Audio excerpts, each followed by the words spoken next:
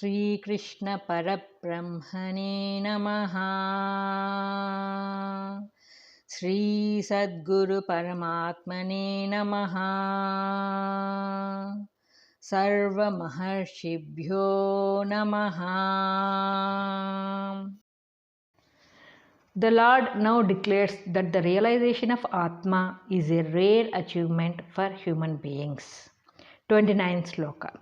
Ascharyavat pasyati kaschidenam, ascharyavat vadati tataiva chanyaha, ascharyavatchainamanyah shrunoti, shrutvapyenam vedana chaiva kaschit. Substance. One sees this self as a wonder.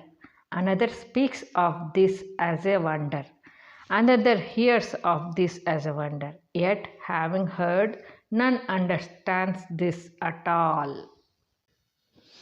Commentary. The spiritual science does not end with mere theory.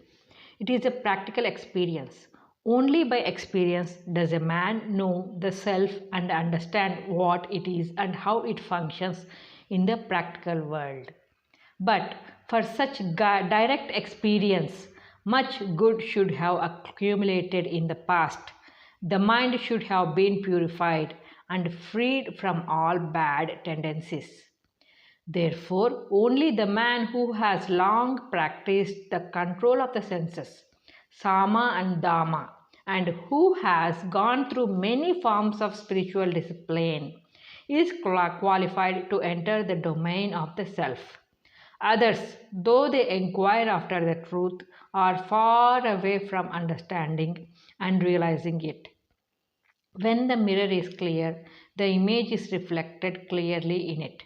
A pure cloth can easily be dyed with any color.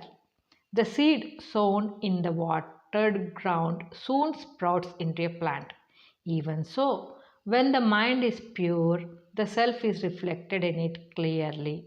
But such men of pure mind are rare. So, spiritual experience is a rare achievement for any human being. The same idea is expressed in the Kathopanishad. The man of heroic courage and determination, desiring immortality, turns the outgoing senses and mind inwards and sees the Supreme Self. The Self is not an object to be seen or heard of. It is beyond the senses and mind. It is the subtlest of the subtle. It is hidden in the inmost recesses of the heart. By selfless action, devotion, dispassion, meditation, and such other methods, the heart should first be purified, and the inquiry for the self should be continued for a long time before the self is directly perceived. The Lord does not say that no one knows Him. He means only that such men are rare. Since the self is entirely different from any object seen or known, it is looked upon as a wonder. The words may also mean that the speaker, the hearer, and the knower of the Supreme Being are all men of wonder. The Lord concludes this part of the argument by restating the final position that Atma is indestructible and so there is no reason to grieve. 30th Sloka. Dehi nityam avadhyoyam, dehe sarvasya bharata, tasmat sarvani bhutani, natvam sochitumarhasi. Substance. O Arjuna, the self existing in the body of all beings is never slain. So it is not right for you to grieve for any creature. Commentary. Though the body is slain, the indwelling Atma is not slain. This is true in the case of all creatures. It follows that Atma dwells in the body as a witness unaffected by the modifications of the body. Always, the immortality of Atma applies to all time, past, present, and future. The body may belong to any man, beast or plant or anything in the universe. The indwelling Atma is the same everywhere.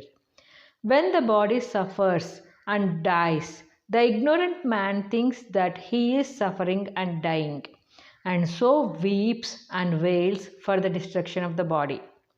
The Lord here states categorically that the real man is no other than Atma, and so whatever might happen to the body, he is not at all affected by it, even as the sky is not affected by the passage of clouds over.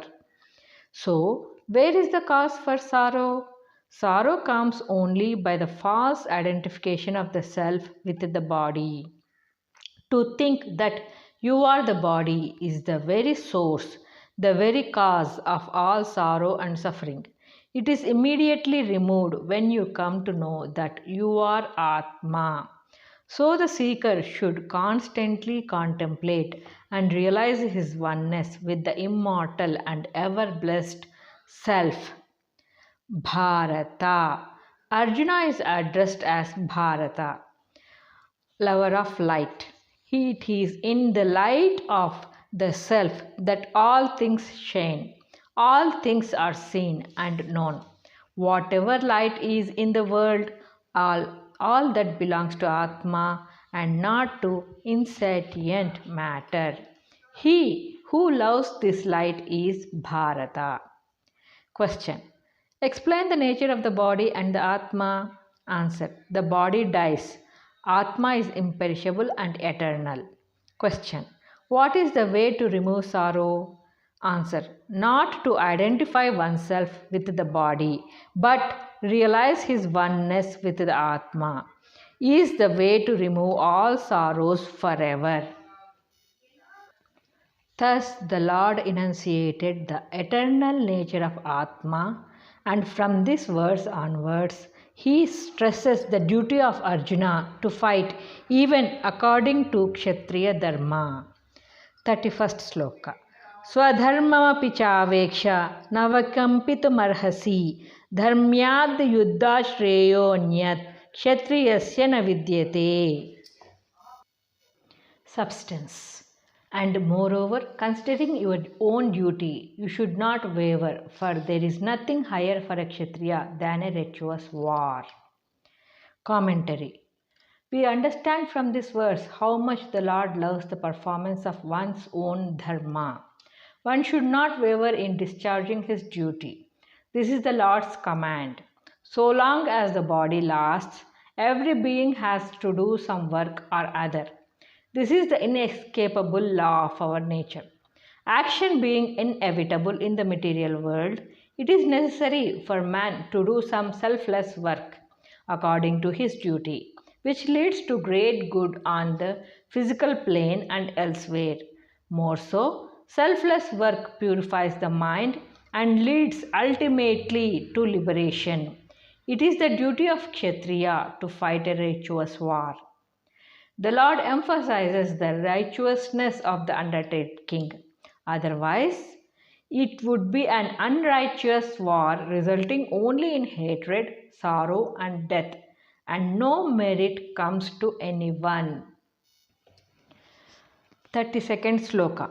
Yadruchaya chopapannam swargadvarmupavrutam sukinah kshatriyah partha labhante yuddhamidrusham. Substance.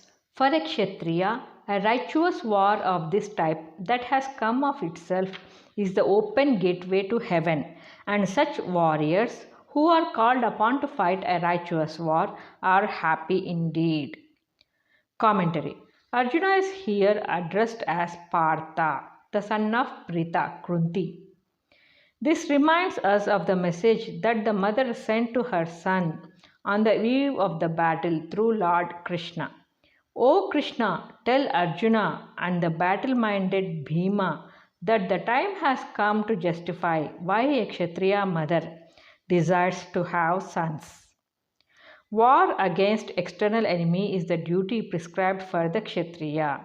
But the internal conflict with the bad instincts and impulses like lust, greed, and hate, is taking place in the heart of every human being. The Kshatriya who fights a righteous war gains a kingdom or heaven. The man who defeats the internal enemies attains moksha, liberation. Moksha dvaram apavrutam. The true warrior is always eager to undertake a righteous war. The spiritual seeker is always ready and alert to fight ignorance in whatever form it may arise its head.